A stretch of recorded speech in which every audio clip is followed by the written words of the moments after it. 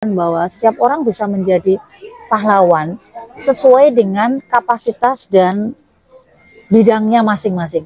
Maka jika adik-adik ini misalnya bergerak di dunia pendidikan sebagai guru misalnya atau sebagai mahasiswa, maka dia akan menjadi pahlawan. Adik-adik akan menjadi pahlawan ketika punya jiwa pemberani untuk membela. Membela siapa? Yang membela yang perlu dibela, jangan membela orang yang sudah kuat.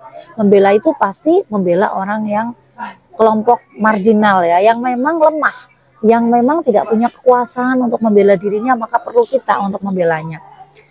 Maka di dunia pendidikan kita harus membela orang-orang yang tidak punya akses misalnya terhadap pendidikan, orang-orang yang dibedakan di dalam pendidikan. Dan kita rela berkorban untuk berbuat sesuatu untuk membantu mereka yang membutuhkan.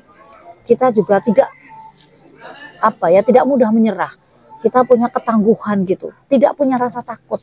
Nah, maka kita akan menjadi pahlawan di dalam keluarga. Kalau kalian pasti kalian kan punya keluarga ya, sebagai anggota keluarga, apalagi kalau orang tua, orang tua bisa menjadi pahlawan bagi anak-anaknya ketika dia membela masa depan anak-anaknya, membela anak-anaknya dari segala ancaman, misalnya ancaman digital ya sekarang ya, misalnya yang justru tidak nampak dan itu lebih berat. Memperjuangkan masa depan anak-anaknya, bukan hanya memikirkan dirinya sendiri, tapi bagaimana anaknya bisa sukses, bagaimana anak-anaknya bisa berkreasi untuk bisa hidup sejahtera, tidak hanya berpikir hanya menjadi pegawai negeri yang sangat terbatas misalnya. Maka dia adalah pahlawan.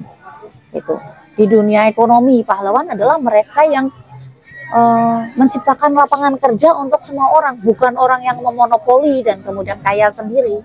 Itu bukan pahlawan. Maka pahlawan adalah di dunia ekonomi mereka yang memberikan kesempatan pada orang lain untuk bisa hidup lebih baik. Dimanapun itu kita bisa menjadi pahlawan. Termasuk di dunia politik. Di dunia politik pahlawan itu bukan mereka yang koar-koar mengumbar janji tetapi memperkaya diri sendiri.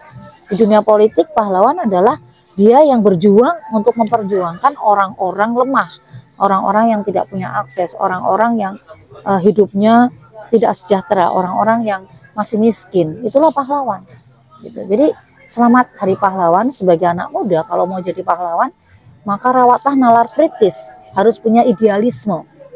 Karena pahlawan kan memperjuangkan sesuatu, itu artinya memperjuangkan idealisme. Maka jadilah pahlawan dimanapun kalian berada. Karena kita semua ini pada hakikatnya harus menjadi pahlawan bagi orang-orang di sekitar kita. Gitu. Dan untuk menjadi pahlawan ya kita harus bisa menjadi pemimpin dari diri sendiri dulu. Karena sekali lagi pahlawan itu bukan orang yang memperjuangkan diri sendiri. Itu bukan pahlawan. Pahlawan itu orang yang memperjuangkan orang lain.